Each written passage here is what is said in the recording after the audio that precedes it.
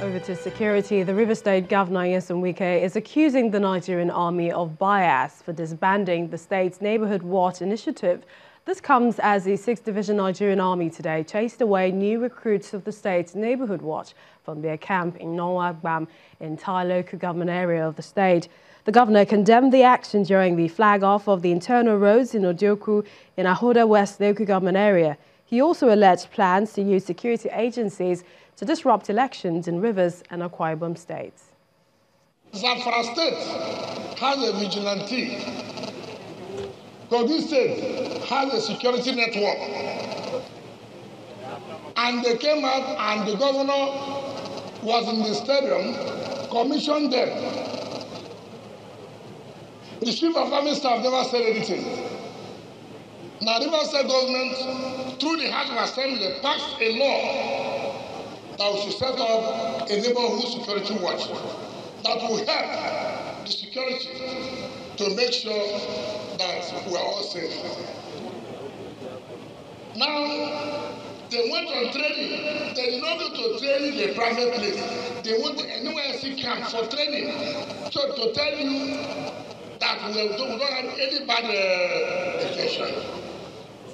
What the army will do today was to go there and chase them out. The army is not concerned about soldiers that are being killed in Borno. They are concerned about how there will be security in River State. So there will be security votes that will come for them. I have told the chief of army staff. But in the meantime, the Nigerian army says the troops of 6th Division discovered an illegal militia training camp on a routine surveillance of the area when they saw over 100 recruits undergoing military-type training in the NYSC orientation camp. It explains in a statement that preliminary investigations into the discovery has commenced in conjunction with sister security agencies in the state to fish out the sponsors of the militia and the training camp. Similar training camps were recently disbanded in Benue and Taraba states. Actions, the army says, were taken to forestall breach of security and safeguard citizens. The Taraba state government had condemned the action, saying those undergoing the training were vigilantes. An escalation of violent crimes such as kidnapping, murder and herdsman-farmers conflict has forced the Adamawa State government to take some drastic actions to address security in the state. The state governor, Mohammed Jibrila, is calling for the establishment of military barracks in Numan, one of the troubled spots in the state. The governor was speaking with traditional and religious leaders.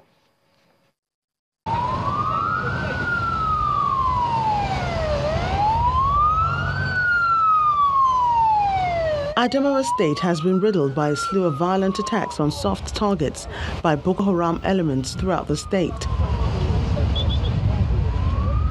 Farmer-herders clashes have also led to a loss of lives, where survivors have been sacked from their ancestral homes and property destroyed. The state governor, Mohammed Jibrila, is disturbed by this development and has summoned a series of meetings with security agencies and state leaders to deliberate on how best to resolve the crisis. Gathered in this hall are first-class chiefs, emirs and heads of local government administrations who are ready to collaborate on combating the security challenges facing the state. This is a follow-up meeting we started last week in respect of what is happening within the state, especially the kidnapping situation. We had bad experiences now, and it is unacceptable to this government and the people of Adamawa State.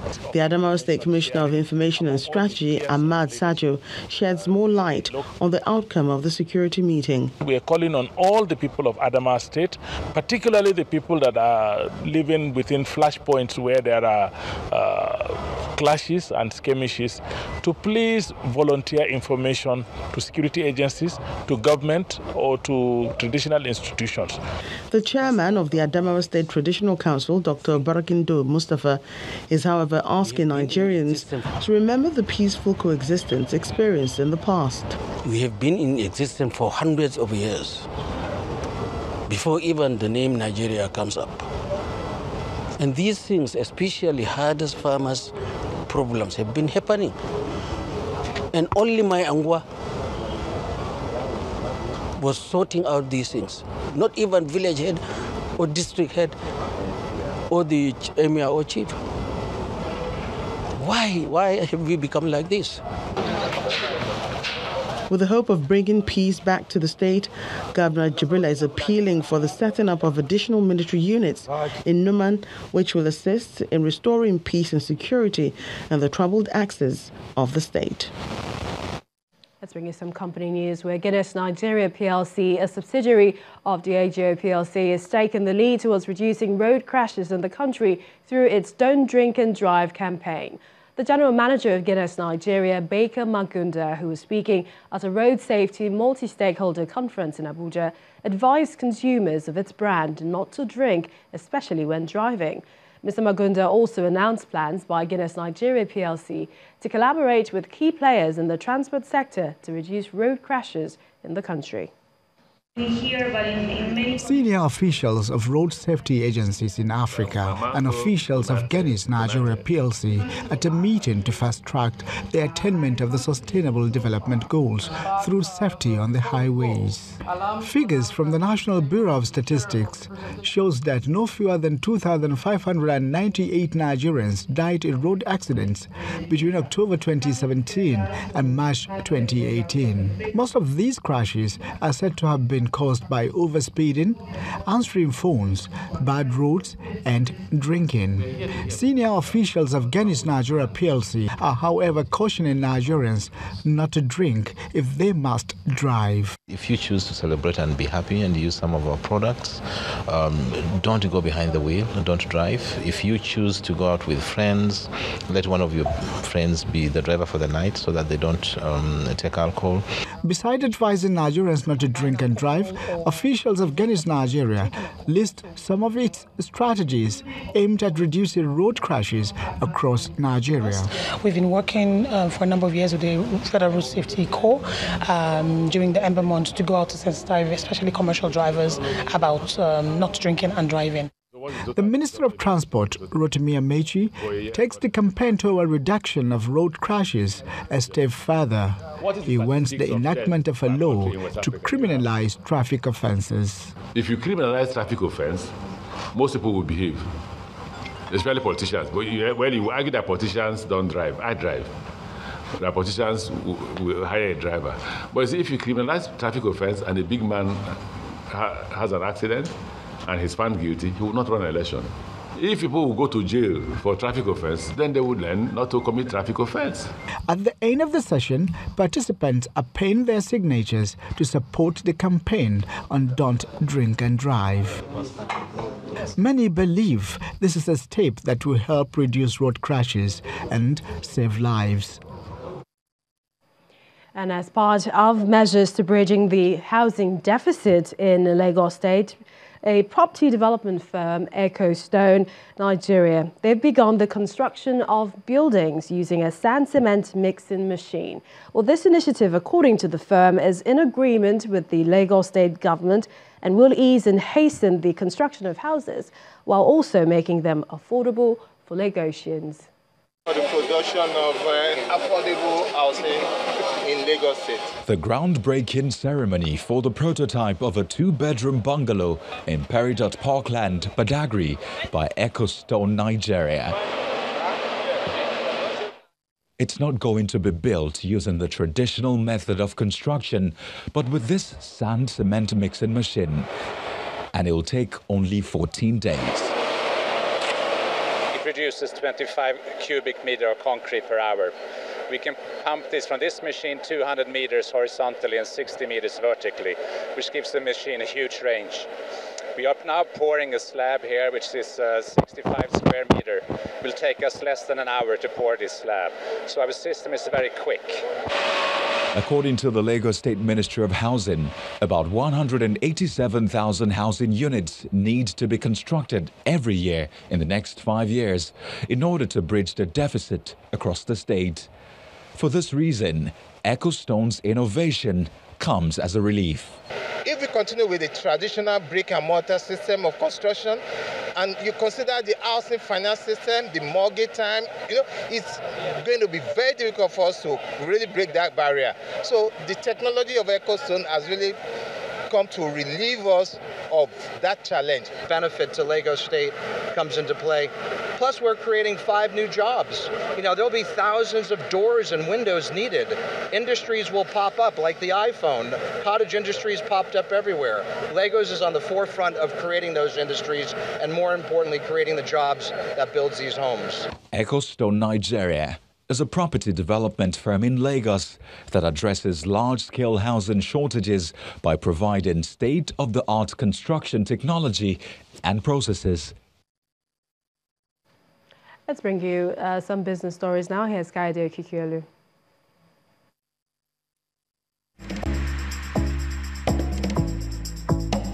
You First. First Bank.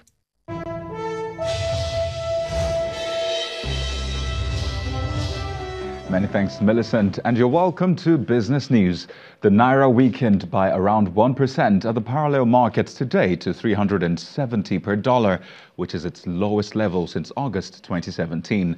The local currency also dropped between 364 and 364.50 to the dollar, compared to 363 a week earlier at the over-the-counter market, where it is traded by banks, and 364.08 at the investors' window.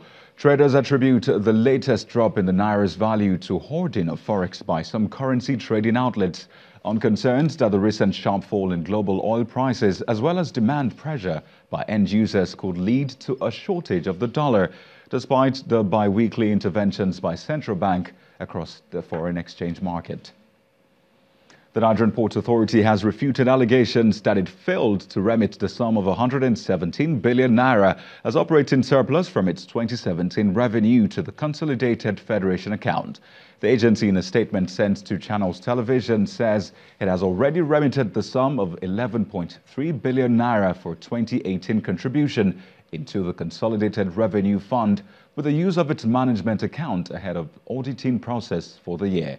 The MPA hints that the total revenue it's generated was 303 billion naira in 2017. Its operating surplus stood at 38 billion naira, while total expenditure within the period amounted to 205.8 billion naira. The agency further expressed its readiness to present all documents needed to provide clarity to the Senate Committee on Marine Transport and the Senate. More business stories. Fitch Ratings says the Nigerian government cannot be relied upon to provide sovereign support for local banks due to the country's weak ability, particularly in foreign currency. In a new rating report for 3 Nigerian lenders, Access Bank, GT Bank and UBA, the global rating agency says Nigeria's fragile economic recovery is restraining the growth prospect and asset quality of domestic banks. And elsewhere, German police have raided the offices of country's flagship lender, Deutsche Bank, in Frankfurt in a probe over alleged money laundering activities. The prosecutors alleged that 2 staff members of the financial services giant are suspected to have helped clients launder money from criminal activities. The prosecutor adds that in 2016 alone, more than 900 customers with a business volume worth $353.6 million were thought to have been cared for by the bank's subsidiary, which is based in the British Virgin Islands. Deutsche Bank has been sanctioned in the past by financial regulators for failing to tackle money laundering. Let's now head over to the Nigerian Stock Exchange, where Nigeria's equities market extended the losing streak into its 4th straight day as fresh round of profit-taking knocks off 150 billion naira, and that's from the total value of listed equities. Teniola Shuboale tells us more.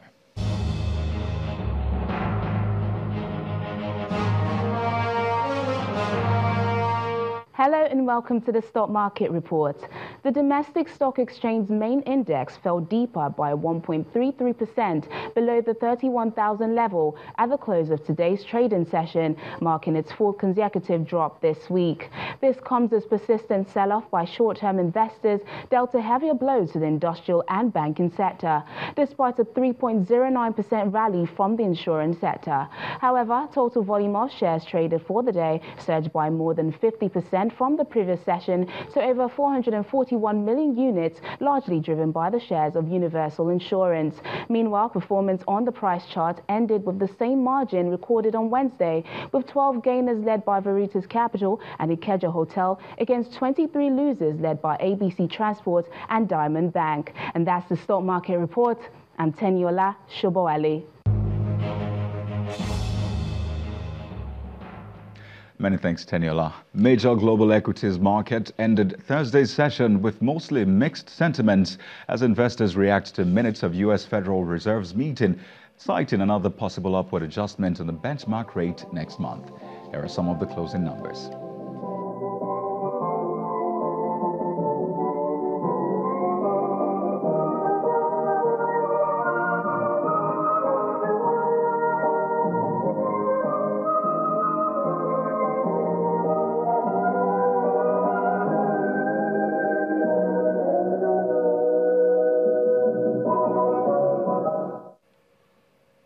And that's business news for tonight. Thank you for watching.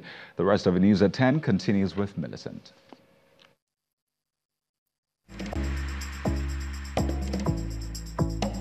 You First. First Bank.